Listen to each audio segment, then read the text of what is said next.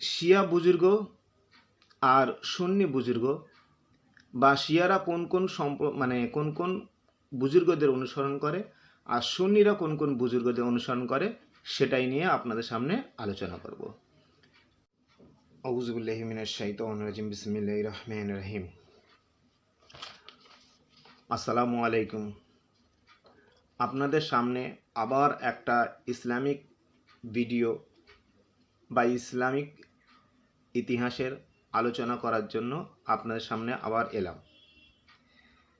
আপনারা জানেন বর্তমানে সবচেয়ে এখন চর্চিত যে নাম সেটা হচ্ছে ইরান। ইসরায়েল এবং ইরানের মধ্যে যুদ্ধ চলছে। আমরা আজকের আলোচনা করব ইরান এবং তাদের মতামত বা তাদের মতাবলম্বী সম্বন্ধে, তারা কোন মতবাদের সেসব নিয়ে আমরা আলোচনা করব। আজকের আমার আলোচনার বিষয় ওইটাই।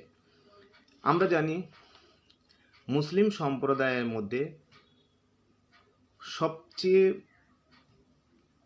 দুটো ভাগ বিখ্যাত সম্প্রদায়, সেটা হচ্ছে শিয়া এবং সুন্নি। সুন্নিদের মধ্যে আর শিয়াদের মধ্যে অনেকগুলো পার্থক্য আছে। আমরা সেসব পার্থক্য আমি যাব না। আমি শুধু আপনাদের সামনে শিয়া এবং সুন্নিদের মধ্যে শিয়া বুজুর্গ আর সুন্নি বুজুর্গ বা শিয়ারা কোন কোন কোন কোন বুজুর্গদের অনুসরণ করে আর সুন্নিরা কোন কোন বুজুর্গদের অনুসরণ করে সেটাই নিয়ে আপনাদের সামনে আলোচনা করব। সুন্নিরা চারজন ইমাম, হজরতে ইমামে আবু হানিফা রহমতুল্লাহ আলাইহ, যাকে ইমামে আজম বা যার আসল নাম নোমান বিন সাবিত। সুন্নিদের মধ্যে সবচেয়ে বড় সম্প্রদায় হানাফি সম্প্রদায়, আর সুন্নিদের যে ইমাম আবু হানিফা রহমতুল্লাহ সম্প্রদায়ের সংখ্যাটা সবচেয়ে গরিষ্ঠ।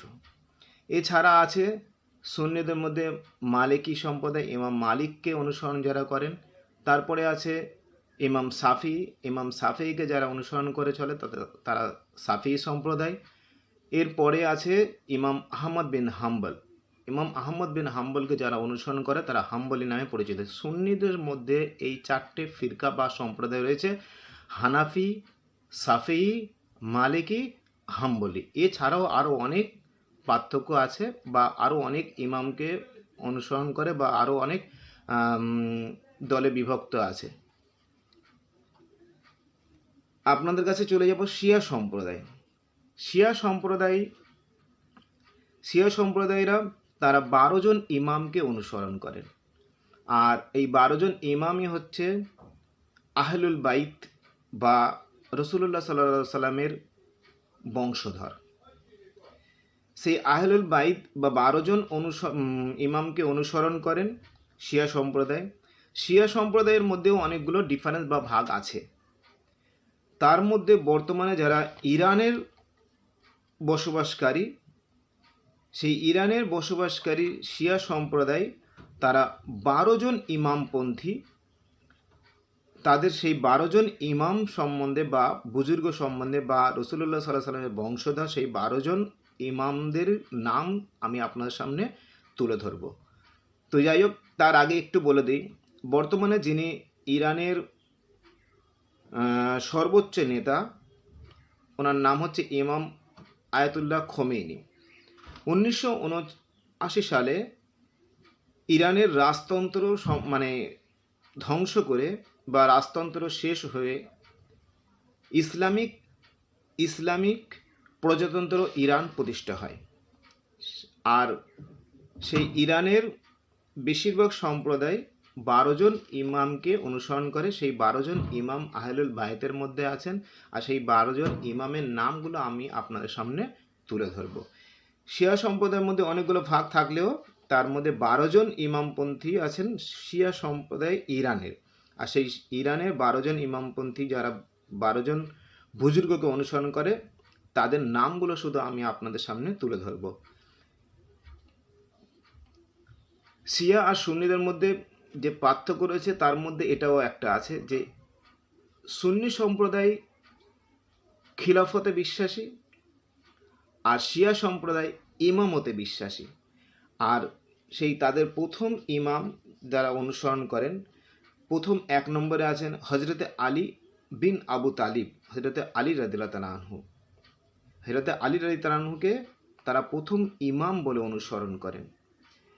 তারপরে দ্বিতীয় ইমাম অনুসরণ করেন হজরতে হাসান বিন আলী, অর্থাৎ হজরতে আলী রাদিয়াল্লাহু তাআলা আনহুর বড় ছেলে হাসান রাদিয়াল্লাহু তাআলা আনহুকে দ্বিতীয় ইমাম বলে তারা মনে করেন। তারপরে তৃতীয় ইমাম হজরতে হোসেন বিন আলী, অর্থাৎ হজরতে আলী রাদিয়াল্লাহু তাআলা আনহুর আরেক ছেলে হোসেন রাদিয়াল্লাহু তাআলা আনহু। আপনারা নাম শুনেছেন, হোসেন রাদিয়াল্লাহু আনহু কারবালার ময়দানে শহীদ হয়েছিলেন। তৃতীয় ইমাম। চতুর্থ ইমাম তিনি হচ্ছেন আলী বিন হাসান, আলী বিন হাসান বিন আবু তালিব, মানে হযরত হাসান রাদিয়াল্লাহু তাআলা আনহুর ছেলে আলী, তিনি চতুর্থ ইমাম। ওনার আর একটা নাম হচ্ছে জয়নুল আবেদিন।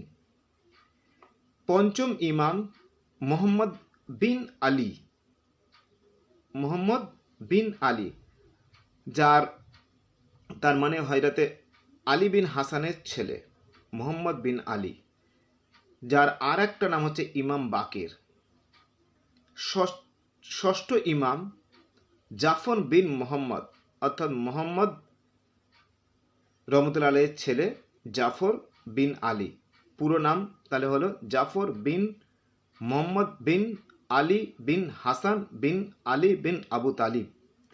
জাফর বিন আবু তালিবের আর এক নাম হচ্ছে ইমাম জাফর সাদিক। ইমাম জাফর সাদিককে শিয়া এবং সুন্নি উভয় সম্প্রদায়ই অনুসরণ করেন।